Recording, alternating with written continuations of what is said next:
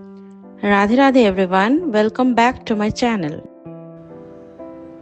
बदलाव, इसे स्वीकार करना ही हम इंसानों का बेसिक नेचर है। इसी वजह से हम किसी भी एनवायरनमेंट में बहुत इजीली एडजस्ट हो पाते हैं। लेकिन नयापन जब आता है तो अपने साथ पुरानी चीज़ों को बहा कर ले चला जाता है। पर हम शायद भूल जाते हैं कि ओल्ड और पुरानी चीज़ों से ही तो नया कुछ बनता है। अगर पुराना नहीं तो नया कभी कुछ अस्तित्व नहीं। नएपन की शुरुआत ही पुरानों को खोकर या उसके बेस से तैयार होती है। आज हम हर चीज़ में नएपन को एक्सपेक्ट करते हैं, चाहे वो हमारा खाना हो, हमारा पहनावा हो, हमारी बोली हो, हमारा ड्रेसिंग सेंस हो। हम अपने होम डेकोर को भी बिल्कुल नए तरीके से बनाना पसंद करते हैं, लेकिन हम भूल जाते हैं कि पुराना ही अस्तित्व है।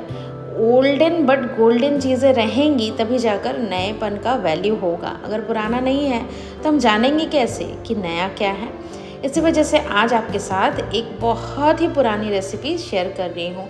शायद आज भी गांव देहात में ये रेसिपी बनती है, पहले भी बना करती थी, मेरी दादी बनाया करती थी। मुझे आज भी याद है कि जब हम गांव जाया करते थे या वहाँ रहा भी करते थे तो आस पड़ोस में अगर कोई ऐसा प्रोग्राम होता था जहाँ पर लोगों को खिलाना है तो ये वाली सब्ज़ी ज़रूर बनती थी।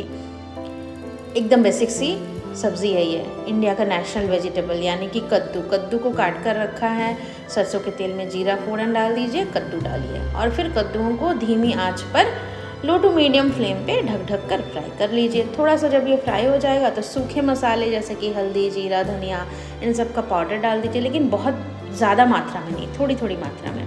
और इसके साथ जाता है हरी मिर्च, क्योंकि गर्मी के दिन में बनता है तो हरी मिर्च इसके लिए सूटेबल रहता है। और साथ में कुछ उबले हुए आलू। फिर सभी चीज़ों को एक बार और से मिक्स कर लेना है, फ्राई कर लेना है। जैसे जैसे ये खुशबू मेरे नाकों से मेरे अंदर जा रही थी, मुझे याद आ रहा था मेरा बचपन। शहरों में भी मुझे याद है कि जब हम खाने के लिए जाया करते थे किन्हीं के घर तो ये वाली रेसिपी होती थी। तो इसके साथ ना एक मेन इंग्रेडिएंट जाता है, वो है चने। तो ये चनों को ना मैंने भिगो कर रखा था, 7-8 घंटे भिगो कर रख दीजिए तो वो फूल जाते हैं। वही वाले चने मैंने यहाँ पर डाले हैं, थोड़ी सी, 1 मुट्ठी के बराबर। और फिर नमक डाल दीजिए जितना ज़रूरी है, फिर डालिए पानी और इस पानी में इन सभी चीज़ों को अच्छे से तैरने दीजिए। जितनी जितनी देर तक लो फ्लेम पे ये पक कर तैयार होंगे ना, चना भी अपने आप बॉयल हो जाएगा, खुशबू भी बहुत अच्छी आने लगेगी और बहुत ही हेल्दी, टेस्टी और कलरफुल रेसिपी बन करके तैयार हो जाएगी, ओल्डन डेज़ की रेसिपी। फिर इसे ढक देंगे, कुक होने के लिए छोड़ देंगे। 4 से 5 मिनट में रेसिपी तैयार है ये रेसिपी रोटी, चावल, पराठे किसी के साथ भी खाने के लिए। चलिए फिर मिलती हूँ इसी तरीके से अगले ब्लॉग में। Till then take care, Radhe Radhe and bye bye. Thanks for watching.